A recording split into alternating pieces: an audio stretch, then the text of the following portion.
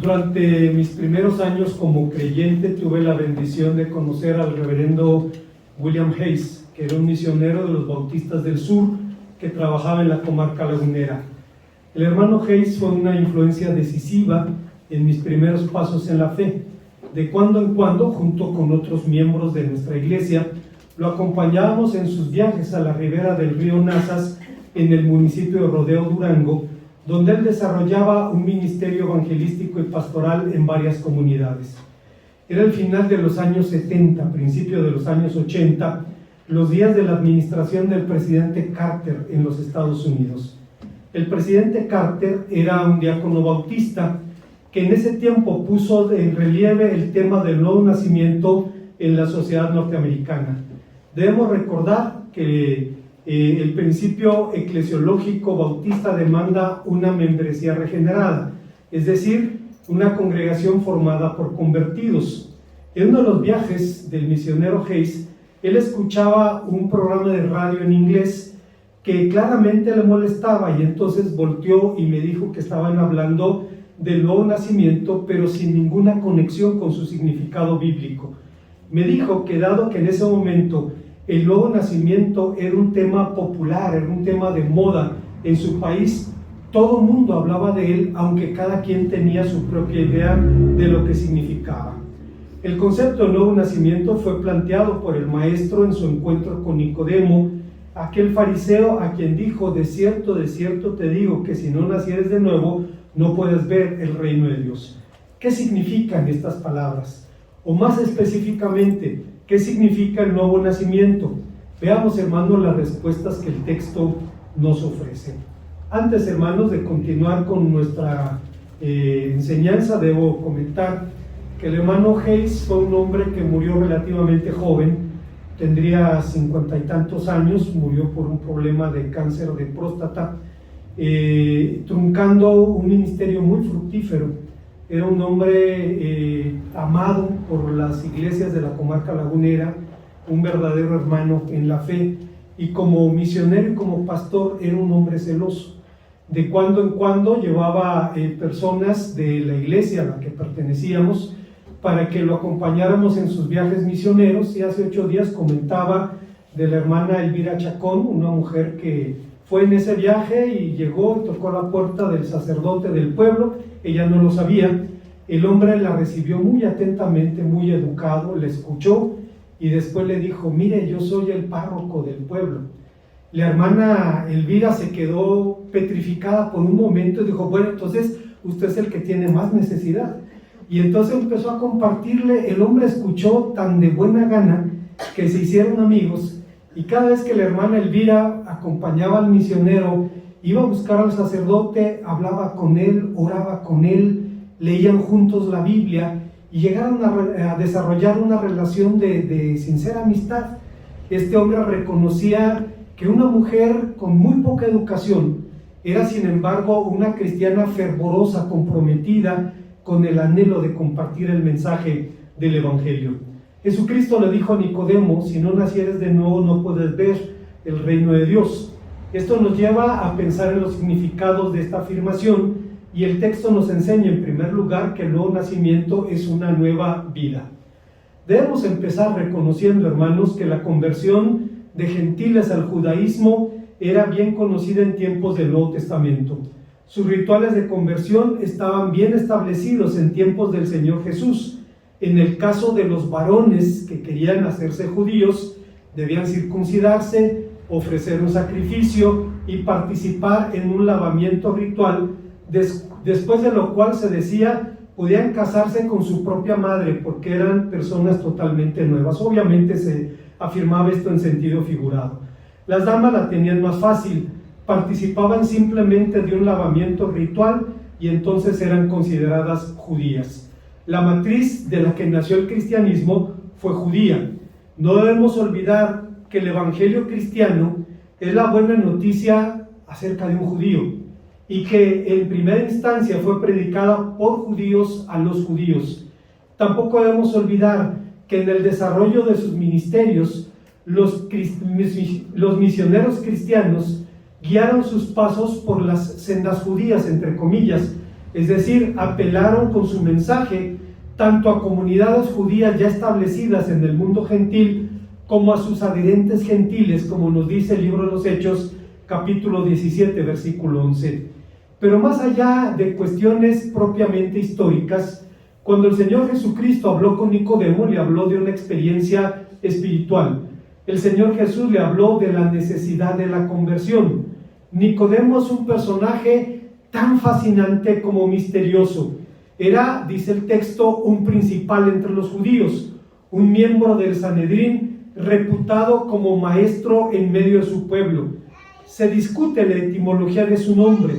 Unos dicen que el nombre era de origen semítico, Nicdimón, que significaría inocente de la sangre. Otros dicen que era un nombre helénico, que significaría el que vence con el pueblo, Nicódimos. Pero el relato no provee mayor información sobre el personaje ni respecto a la convicción que lo llevó a reconocer al Señor Jesús como enviado de Dios como maestro, aunque Nicodemo mismo dijo que las señales del Señor Jesús hablaban por él. El relato principia afirmando que Nicodemo acudió al Señor de noche, lo que ha llevado a lo largo de los siglos a los intérpretes cristianos a dos conclusiones. Unos dicen, entre comillas, que era un discípulo secreto, que temía ser identificado con el Señor y sus seguidores, y por eso cierto intérprete dice que en el Evangelio de Juan Nicodemo siempre se presenta como un hombre de poca fe y poco valor, que representaba a un grupo de personas como él que lo comisionaron y lo enviaron para hablar con el maestro. Pero es claro que esto es pura ficción, porque ni el relato ni el resto del Evangelio da lugar a esa especulación. La otra conclusión es que acudió al Señor de noche, porque los rabinos preferían estudiar de noche, dado que las posibilidades de distracción eran menores en ese momento. Pero al margen de todas estas cuestiones, los intérpretes modernos ven en este encuentro en la noche el paso de Nicodemo de la oscuridad a la luz del mundo, que era precisamente el Señor Jesús. Como señalamos anteriormente, Nicodemo escuchó al maestro decir: el que no naciere de nuevo no puede ver el reino de Dios, y respondió con una pregunta: ¿cómo puede un hombre nacer siendo viejo? ¿Puede acaso entrar por segunda vez en el vientre de su madre y nacer? La respuesta del Señor fue entonces incluso más desafiante: de cierto te digo, que el que no naciere del agua y del Espíritu no puede entrar en el reino de Dios. ¿Qué significan estas palabras? A lo largo de la historia cristiana han tenido varias lecturas. Primero, hay personas que la han visto como una alusión al nacimiento físico, porque todos nacimos de una bolsa de agua. Otros lo ven como una alusión al bautismo cristiano, al agua como agente de regeneración, y otros lo ven como una alusión a la obra del Espíritu Santo. Respecto a la primera lectura, aunque Nicodemo tenía eso en mente, el maestro le dijo que lo que nace de la carne es carne. Le estaba diciendo que no le estaba hablando de un nacimiento físico. Respecto a la segunda lectura, es decir, ver el agua como símbolo del bautismo cristiano, difícilmente el maestro estaría hablando de un sacramento que todavía no existía. Todavía no existía la iglesia, y por tanto no había dado la gran comisión en donde manda a sus discípulos a bautizar, a predicar, enseñar, etc.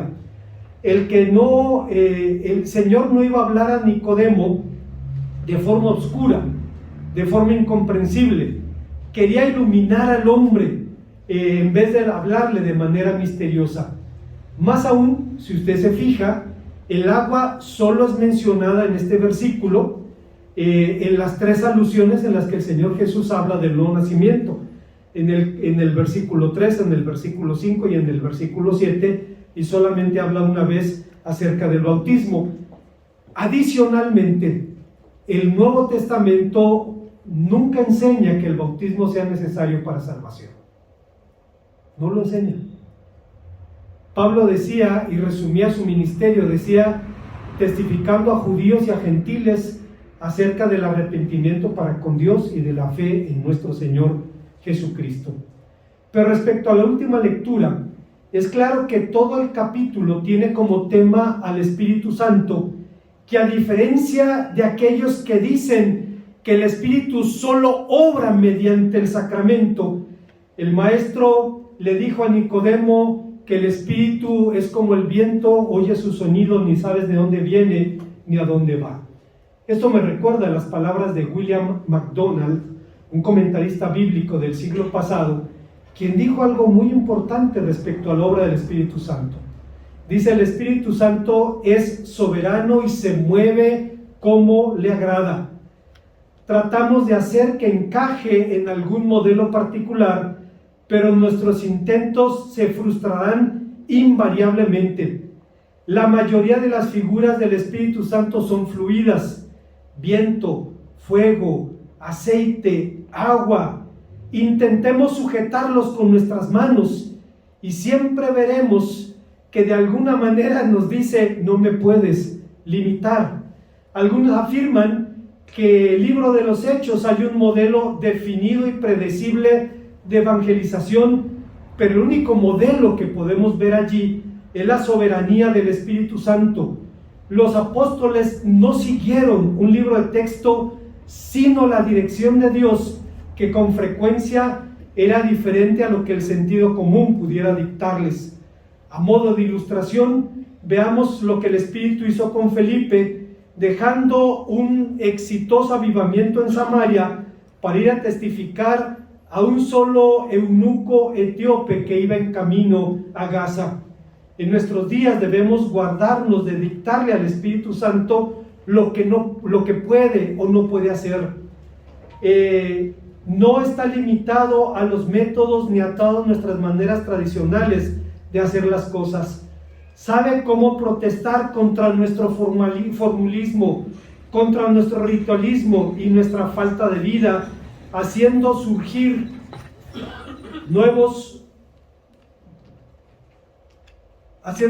avivamientos y nuevos movimientos en los cuales el Espíritu del Señor se manifiesta.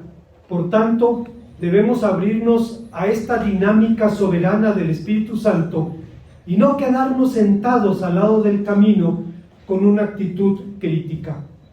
Hay una segunda enseñanza que encontramos en este pasaje. Estamos hablando de los significados del nuevo nacimiento y el texto nos enseña, en segundo lugar, que el nuevo nacimiento es una vida que viene de lo alto. El relato señala la confusión de Nicodemo. Preguntó al maestro, ¿cómo puede un hombre nacer siendo viejo? ¿Puede acaso entrar en el vientre de su madre y nacer? Versículo número 4. No entendía la clase de nacimiento de la que hablaba el maestro, cosa que se evidencia en la forma como elaboró su pregunta.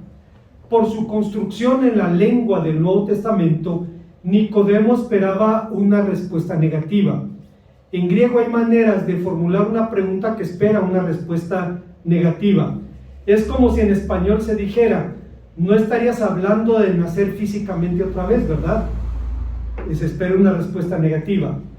Como fariseo y principal entre los judíos, Nicodemo estaría familiarizado con los rituales de conversión del judaísmo, pero en ninguna manera con la idea de la necesidad de que un judío renaciera. La expresión nacer de nuevo puede traducirse también como nacer de arriba o nacer de lo alto. Y esto lo afirmamos por varias razones. Primero, en arameo, en la lengua que hablaba el Señor Jesús, no existía un adverbio que significara de nuevo u otra vez, de donde el Señor Jesús estaba hablando de nacer de lo alto, tal como se emplea en otros pasajes del Evangelio de Juan. Por ejemplo, hablando de su propia misión, el Señor Jesús hablaba a sus adversarios y les decía, el que de arriba viene, y ahí usa la misma palabra griega, anothen, el que de arriba viene es sobre todos, el que es de la tierra es terrenal y habla cosas terrenales. El que viene del cielo está sobre todos. En Juan capítulo 3, versículo 21. En 19:11 dice también: ninguna autoridad, le dice a Pilatos, tendrías sobre mí si no te fuera dada de arriba, de lo alto. Y también, por ejemplo, en 19:23 se dice que la túnica del Señor Jesús había sido tejida de una sola pieza de arriba abajo. Entonces, normalmente el adverbio se utiliza en ese sentido. Idéntico significado tendría Marcos 15:38, donde se nos dice que a la muerte del Señor Jesús, el velo del templo se rasgó de arriba abajo. Exactamente el mismo significado. Pero, ¿qué significa nacer de lo alto? Es una alusión a la obra de la gracia, que como toda buena dádiva y todo don perfecto desciende de lo alto, del Padre de las luces, en quien no hay mudanza ni sombra de variación, dice Santiago en el capítulo 1, versículo 17 de su carta. El nuevo nacimiento es de lo alto, porque nació en el corazón de Dios, nació de su voluntad redentora. Es de lo alto porque fue ejecutada por Jesucristo, quien por nosotros los hombres y por nuestra salvación bajó del cielo y se hizo hombre. Y es de lo alto porque es aplicada por el Espíritu Santo, quien redarguye, enseña y recuerda a los hombres lo que el Maestro ha enseñado. En suma, la experiencia cristiana comienza con el nacimiento porque se trata de una experiencia nueva, se trata de una nueva creación, razón por la cual Pablo decía ya en 2 Corintios 5:17, de modo que si alguno está en Cristo, nueva criatura es, las cosas viejas pasaron, he aquí todas son hechas nuevas. El apóstol San Pedro también dice a los creyentes que debemos desear como niños recién nacidos la leche espiritual no adulterada, para que con ella crezcáis en salvación. La acción de concebir pertenece solo al Señor. El nuevo nacimiento es comparable al nacimiento físico porque significa surgir de las tinieblas a la luz, cuando lo que está restringido y confinado queda en total libertad. El nuevo nacimiento es nuevo en cuanto a calidad y en cuanto a esencia. El contraste entre la vida terrenal y la vida que viene de arriba es tal que el Señor Jesús dice: de cierto os digo, que el que oye mi palabra y cree el que me envió, tiene vida eterna y no vendrá condenación, mas ha pasado de muerte a vida. Juan 5:24. Randy Alcorn, un ministro norteamericano contemporáneo, dice sobre este cambio de vida: hace algunos años prediqué en un gran evento donde el vocalista cantó uno de mis himnos favoritos, Amazing Grace, o Gracia Admirable en español. Pero el vocalista, pero quedé desconcertado cuando escuché la primera línea que cantaba el vocalista: asombrosa gracia, dulce sonido, que salvó a mi alma, a un alma como la mía. La palabra miserable fue sustituida por la palabra alma. ¿Por qué? Porque miserable suena humillante para los seres humanos, pero no pude dejar de pensar en John Newton, el autor del himno.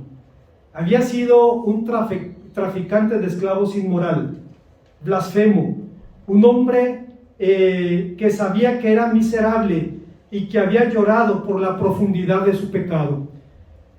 Solo porque entendió este hecho profundamente, pudo entender por qué la gracia de Dios era tan incomprensiblemente asombrosa, y de allí procede el himno inmortal que nos dejó como herencia. La gracia no minimiza ni ignora la penosa realidad de nuestro pecado. La gracia enfatiza la profundidad de nuestro pecado, en virtud del impensable precio pagado para redimirnos de él. Pablo dijo que si los hombres fueran suficientemente buenos para salvarse ellos solos, entonces en vano murió Cristo, dice Gálatas 2:21. Si no nos enfrentamos a la dura realidad de nuestro propio pecado, la gracia no nos parecerá asombrosa. John Newton fue un hombre que quedó huérfano a los 7 años. Su madre había sido una mujer cristiana piadosa que le enseñó la Biblia. Fue reclutado como marino de la Real Armada, se rebeló a la disciplina y fue entregado a un barco que se dedicaba al tráfico de esclavos. Allí él mismo fue esclavizado, fue llevado a una plantación en África donde el negrero, que era el nombre que se les daba a los traficantes de esclavos, esclavizó a John Newton, quien pudo escapar de la esclavitud por la ayuda de un amigo de su padre, que también era marinero. Newton vivió una vida depravada. En algún momento él calculaba la cantidad de seres humanos a los que les destruyó la vida, y eran decenas de miles de africanos que habían traficado atravesando el Atlántico. Imágenes imposibles de visualizar. Un caballo era mejor tratado que un esclavo. Los negreros hacían lo que querían con las mujeres, una situación espantosa. Y un día el Señor tocó el corazón de John Newton, y asombrado por el perdón de Dios, estaba preparando su sermón para un 1 de enero, y la lectura bíblica era aquel pasaje donde David dice: ¿quién soy yo y quién es mi casa para que hayas hecho estas cosas conmigo? Y vio un paralelo entre su vida y la vida de David, ambos pecadores redimidos, y pudo escribir el himno por excelencia del mundo evangélico. Recuerdo, hermanos, en tiempos de la lucha por los derechos civiles, cuando los manifestantes en contra de la segregación racial, que no solo eran afrodescendientes, había incluso personas anglosajonas, hispanas, judíos, etcétera, marchaban y se enfrentaban a la policía que los esperaba con perros y con garrotes.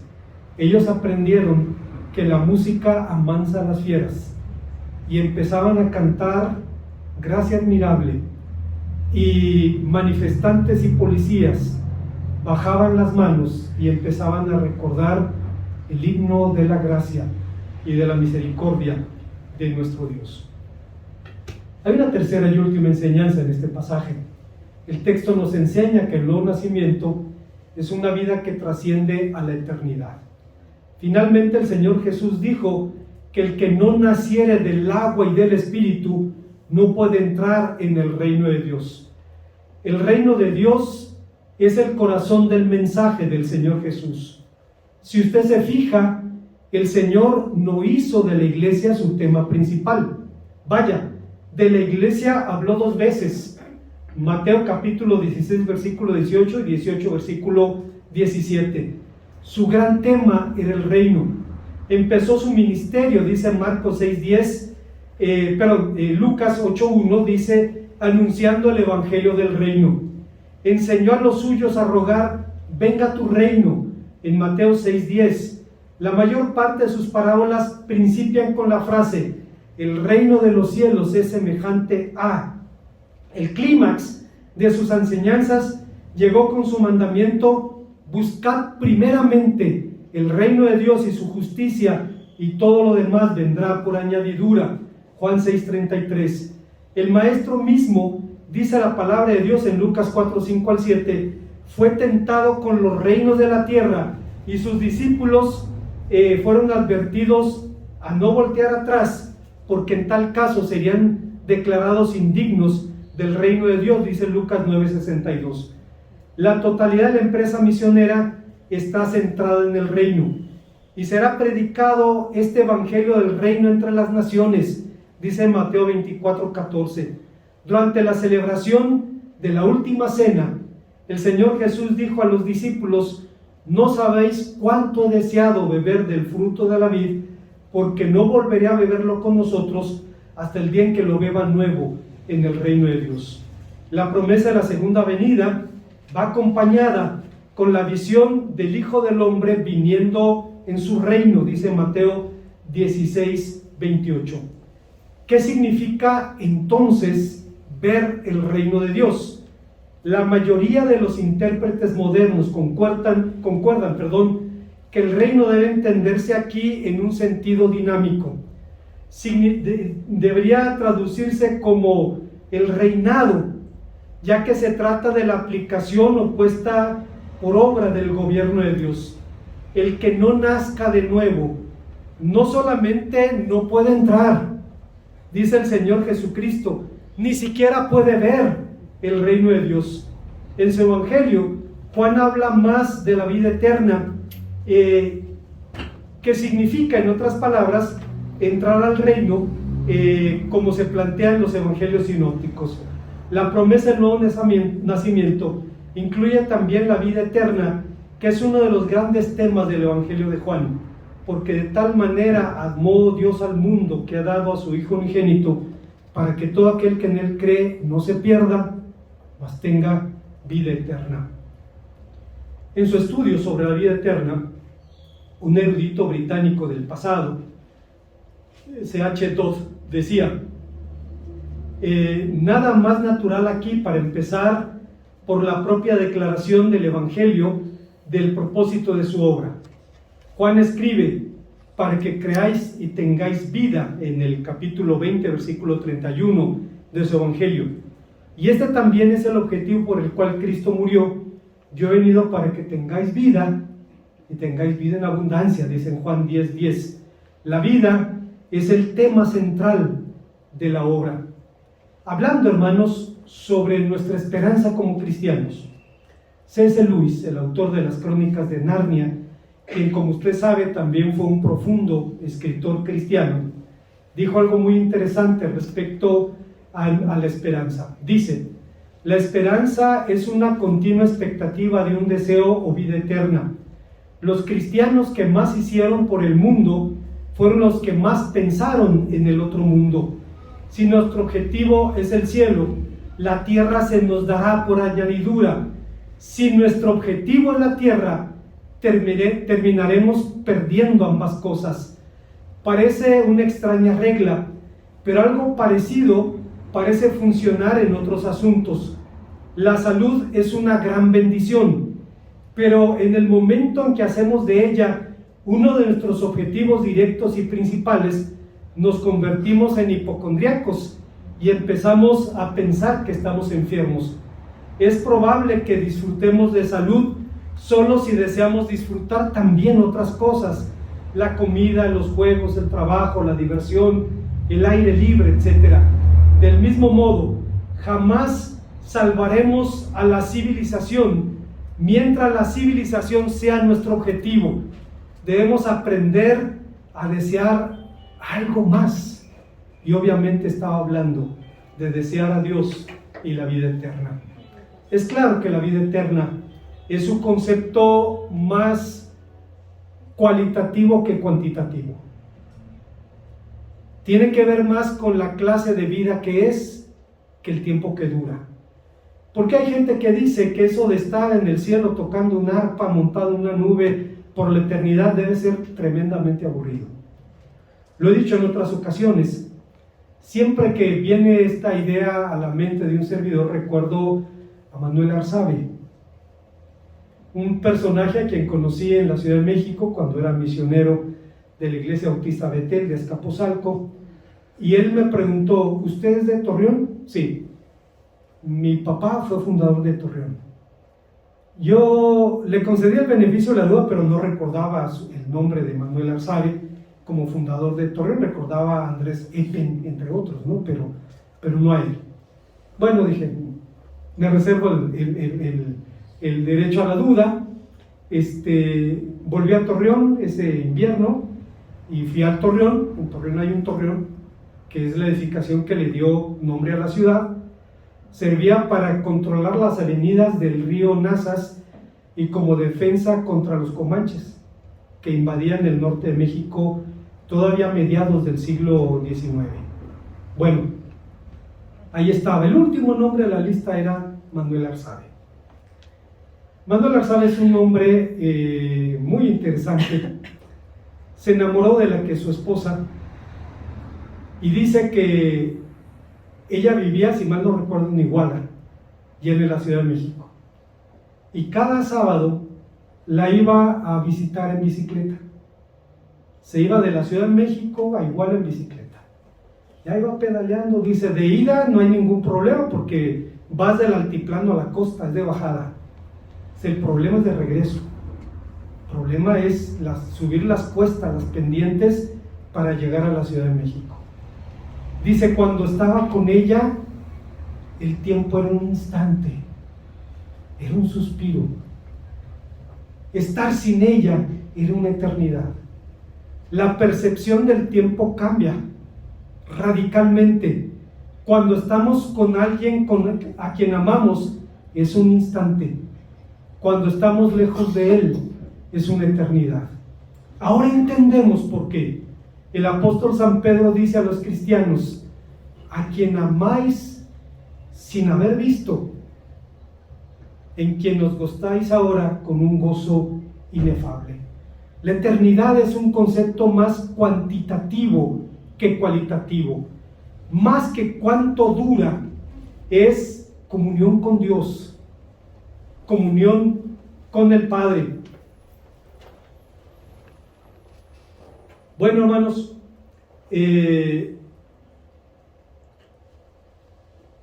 C.S. Lewis también dijo respecto a la oferta a la vida eterna y a su motivación.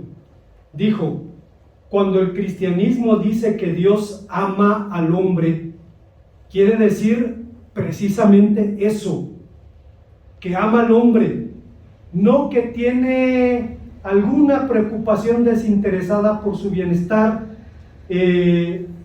sino que en verdad somos de manera terrible y sorprendente objetos de su amor. ¿Querías a un Dios amoroso? Allí lo tienes. El gran espíritu al que invoco tan livianamente está presente, no una benevolencia senil de un modo somnoliento que desea que seamos felices de alguna manera, no la fría filantropía de un juez escrupuloso, ni el cuidado de un anfitrión que se siente responsable por la comunidad de sus invitados, sino un Dios que nos ama con un amor consumidor, con un amor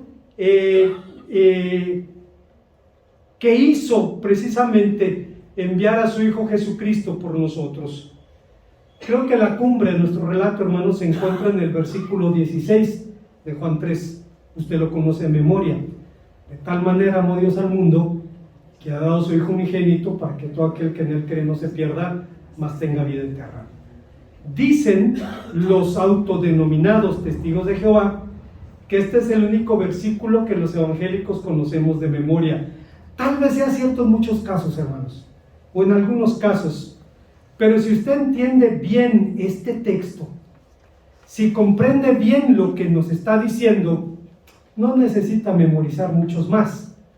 Cifra los contenidos de nuestra fe, pero es claro que el amor de Dios es mucho más que el tema de un versículo, es mucho más que la afirmación de un credo.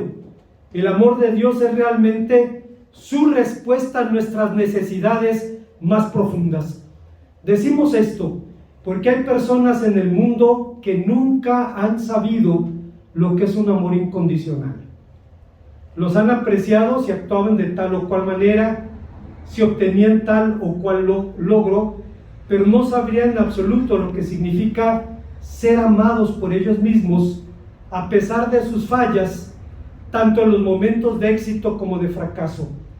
Hay individuos que tienen una imagen de sí mismos tremendamente pobre, inculcada por los padres que los dominaban y no sabían estimularlos ni amarlos. En vez de esto, durante su niñez y juventud estuvieron rodeados de hostilidad y de críticas. Y esto sucede tanto con la gente exitosa como con la gente no exitosa. El éxito profesional no está relacionado necesariamente con nuestros sentimientos o nuestras necesidades personales. Muchas personas han recibido abusos en su niñez. Cada vez más es claro que en nuestra cultura civilizada existen incontables personas que han sido abusadas verbalmente, físicamente, sexualmente, por aquellos que deberían protegerlos de todo esto. Pero cuando el amor de Dios entra en esos corazones, se convierte realmente en una inundación. Recuerdo, hermanos, el testimonio de la hermana Lori Jones, que es esposa del pastor Gary Jones. Fue misionero de los Bautistas del Sur en Querétaro por unos años y regresó a su país, y Dios le dio la bendición de convertir su experiencia de abuso infantil en un ministerio. Y entonces, curada de ese dolor, por el amor de Dios, podía acercarse a las mujeres y decirle: yo entiendo perfectamente lo que usted está viviendo porque yo lo viví. Pero la gran diferencia lo hizo ese amor insondable, inescrutable de nuestro Dios. Como conclusión, en víspera de su ordenación como ministro, el doctor Manuel Frías Vázquez Mellado compartía con un grupo de consiervos su experiencia de conversión. Dijo que estaba al final de sus estudios de medicina cuando repentinamente su padre falleció. Esto dejó a la familia en una tremenda crisis emocional, familiar y económica, y a él con la convicción de que sus sueños de convertirse en médico se habían transformado en humo. Habló con el papá de su novia, su esposa ahora, quien lo alentó y le ofreció un departamento donde pudiera vivir gratuitamente mientras terminaba sus estudios. En ese tiempo el doctor Frías empezaba a acompañar a su novia a la iglesia, pero todavía no había tomado una decisión por Cristo. Pero esta crisis lo llevó a decir: pude ver de manera palpable, de forma tangible, el amor de Dios. Yo ya no podía seguir allí.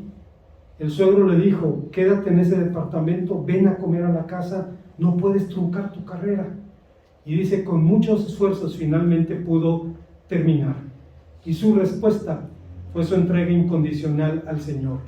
Este fue el punto de inflexión en su vida, y cada verdadero creyente puede identificar, si no la fecha exacta, el momento al menos cuando el Señor lo llevó a responder al llamado del Evangelio, cuando se entregó a Jesucristo y asumió el compromiso de seguirlo.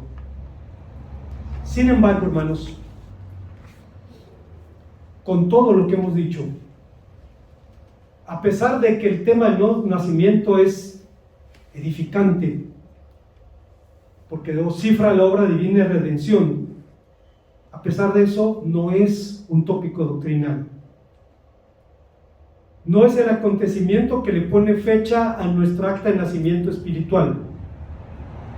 Tampoco, hermanos, es un rimbombante principio bautista, el principio eclesiológico que demanda que la iglesia se forme por creyentes, por personas convertidas.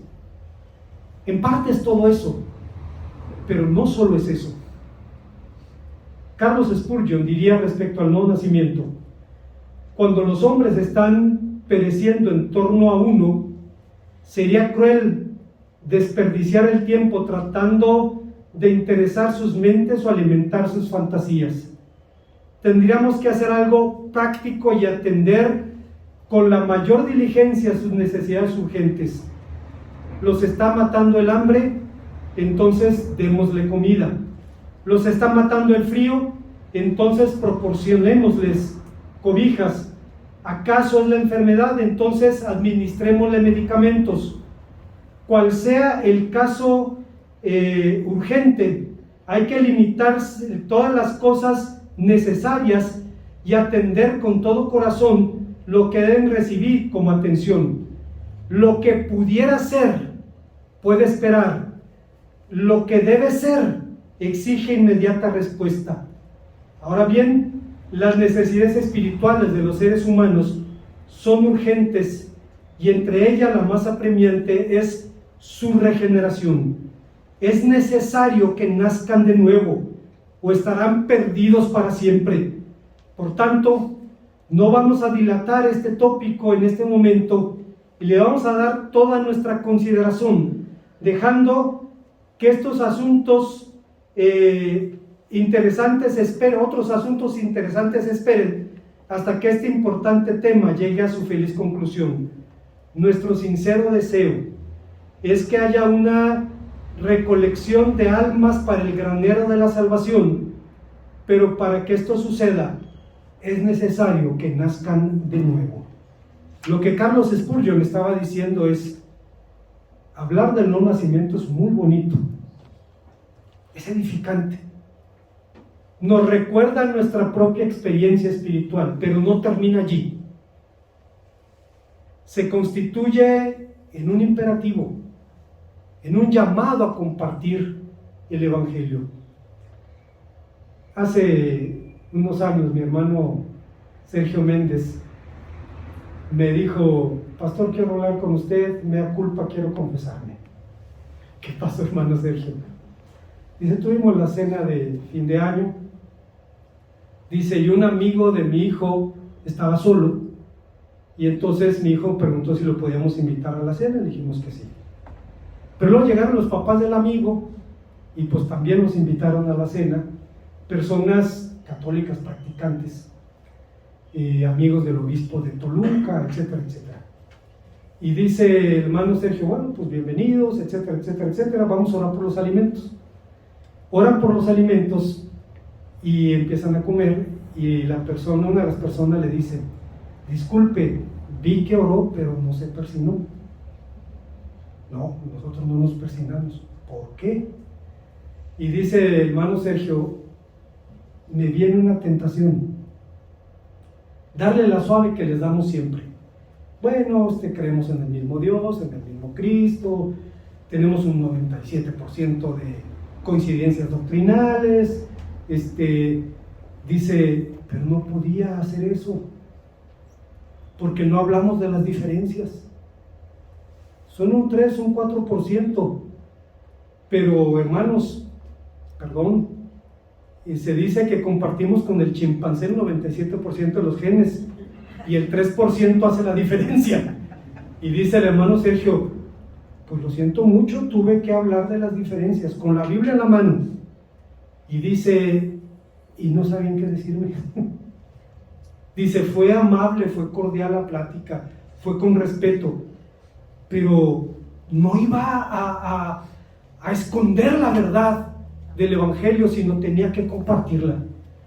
Y dice el hermano, mea culpa, esa es mi confesión, dice, no pude resistirme a la voz del Espíritu Santo que me decía, compárteles. Terminamos en muy buenos términos, como amigos, nos despedimos, fue una velada fabulosa, dice, pero yo no podía callar la verdad. Recordemos, hermanos, que los apóstoles le dijeron al Sanedrín, no podemos dejar de decir lo que hemos visto y lo que hemos oído. Oremos al Señor. Gracias, Padre Santo, una vez más, porque nos permites venir a tu palabra, edificarnos con ella. Y Padre, nos da la bendición de ser confrontados por algo que se convierte en un privilegio y en una responsabilidad. Bendito seas por esto. En Cristo Jesús. Amén.